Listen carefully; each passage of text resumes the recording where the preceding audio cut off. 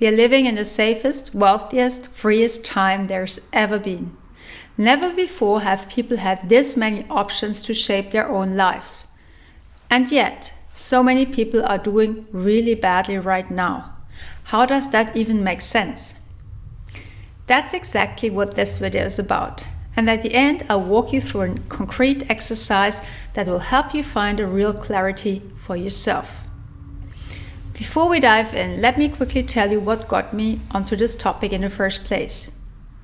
Take a look at your own social media feed for a second. Be honest with yourself. What do you actually see there right now?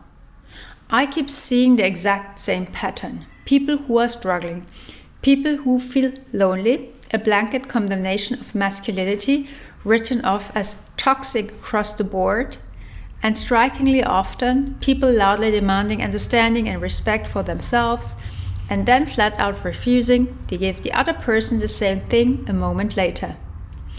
There's this dominant tone of me, topped off with a victim identity that at times almost feels like a status symbol. Everybody wants to be seen, but almost nobody is willing to admit this. We are largely responsible for our own happiness and our own unhappiness. And God forbid you actually remind someone of that. Things get uncomfortable fast, almost like clockwork, out comes some word ending in phobic.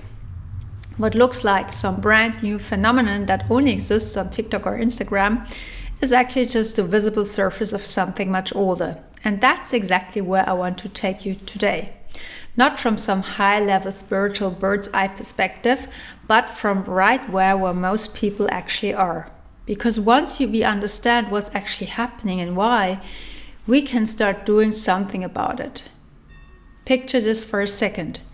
You could tell someone from the 1960s exactly how we live today. Global extreme poverty has dropped from well over 40% since the 1980s to under 10% today.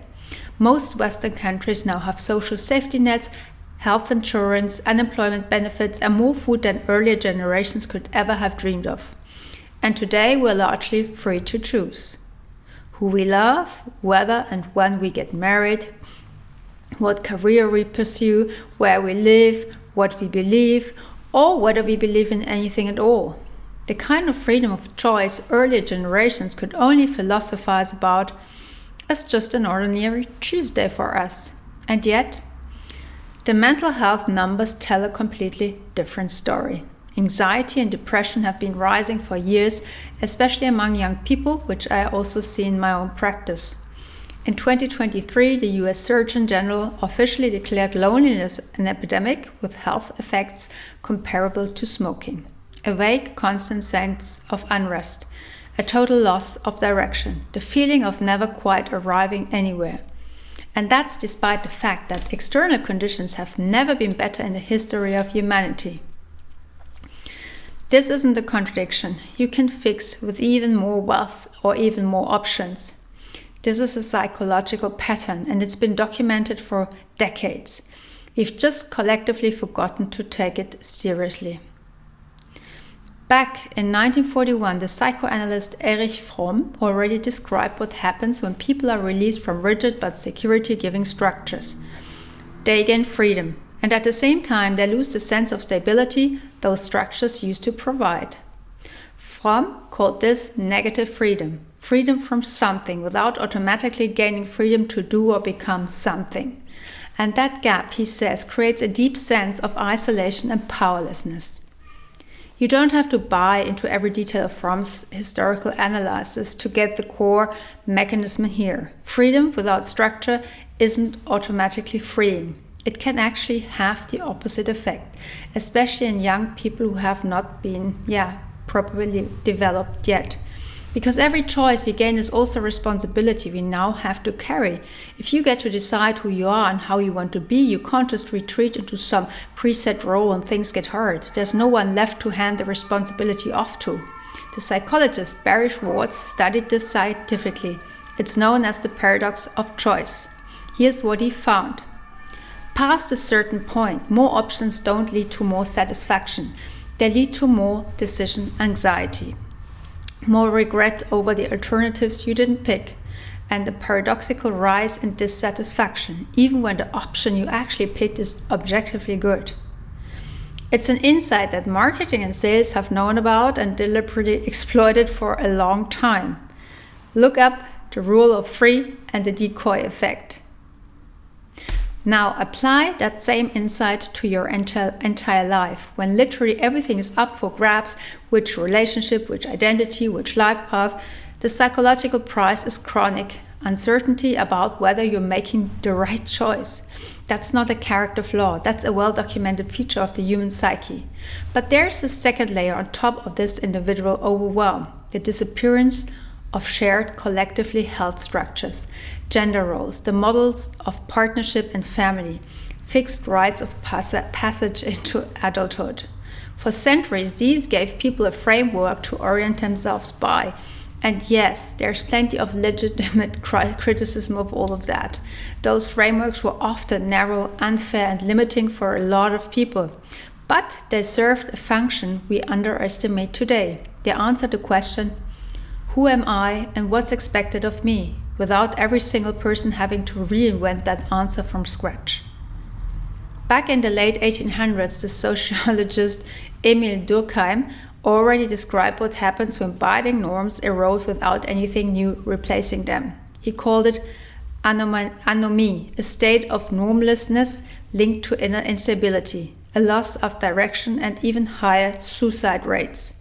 His point wasn't that old norms were automatically good. His point was this: human beings, as social creatures, need a reliable frame of reference to know where they stand, and that's exactly what we're seeing right now. We've rightly questioned and dismantled a lot of old rigid structures. What we haven't done, at least not to the same extent, is build new structures that are just as reliable.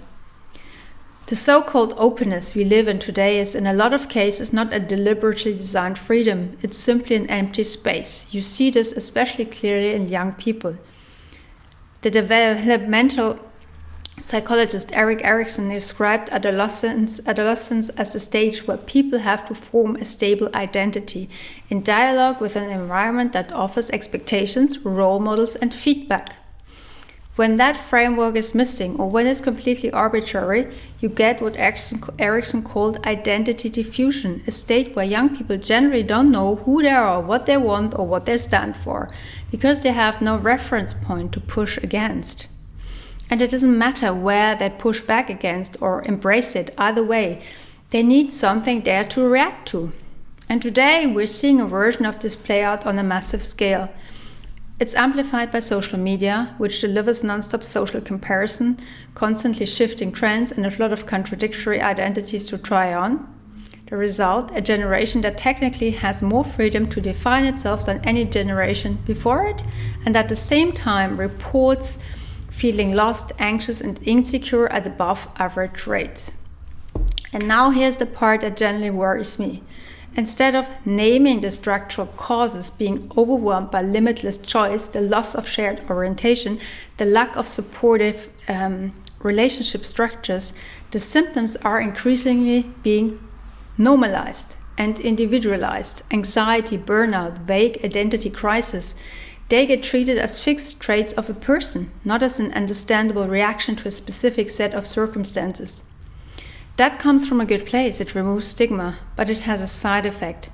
It stops us from asking about the root cause. Once a state gets accepted as just who I am, there's no more incentive to ask what conditions actually caused it. And along with that, you lose the ability to change any of these conditions. I'm not trying to push anyone back into old roles here. That wouldn't be possible, and it wouldn't even be desirable. But here's what I do want to show you. Freedom without self-chosen commitment doesn't automatically add up to a fulfilling life. Viktor Frankl made this crystal clear in his work on logotherapy. Meaning doesn't come from keeping every option open. Meaning comes from consciously committing to specific values, relationships, and obligations. From what you freely choose and then actually follow through on. Inner stability can't be imported from the outside. You have to build it yourself through reliable relationships. through responsibility you choose to take on, through values you can orient yourself by, even when nobody's forcing them on you. And this is exactly where good guidance comes in, not by pushing you back into old roles, but by helping you to build a solid inner structure in a world of endless outer options, and helping you find and actually live your own authentic core. And if you're still looking for your why, let me show you a very concrete exercise for that. It's called The Big Five for Life from best-selling author John Strzelecki. The idea is as simple as it's powerful. Instead of chasing endless short-term goals, social expectations, or the next trend, you define exactly 5 things you absolutely want to experience, achieve, or live out in your lifetime. Strzelecki calls this your personal museum of life. The 5 exhibits you want to be able to look back on and say, that actually mattered to me and I lived it. The question behind this isn't what I should do next. The question is, what actually matters to me, regardless of what's expected of me right now? That could be a specific trip, a book you want to write, a reconciliation you're looking for, financial independence, a family, a specific way of working, or simply inner peace. The category doesn't matter. What matters is that these 5 things come from inside you, not from comparing yourself to others, not from social media feeds, and not from the fear of missing out. Once those 5 things are clear to you, something fundamental shifts. Suddenly, everyday decisions can be measured against whether they move you closer to your big 5 or further away from it. That's exactly the kind of self-chosen commitment I was talking about earlier. Not imposed from the outside, but chosen from a clear why. That's generally your own. So the real question isn't why aren't I happy despite having so much freedom? It's this: what commitments do I consciously choose to give this freedom a structure that actually supports me? That's a more uncomfortable question, but it's the more honest one. And it's the question real change actually starts with. If this got you thinking, tell me in the comments what would be on your own big 5 list. And if you want more of these kinds of thought-provoking videos, subscribe to the channel and give this one a like. See you next time.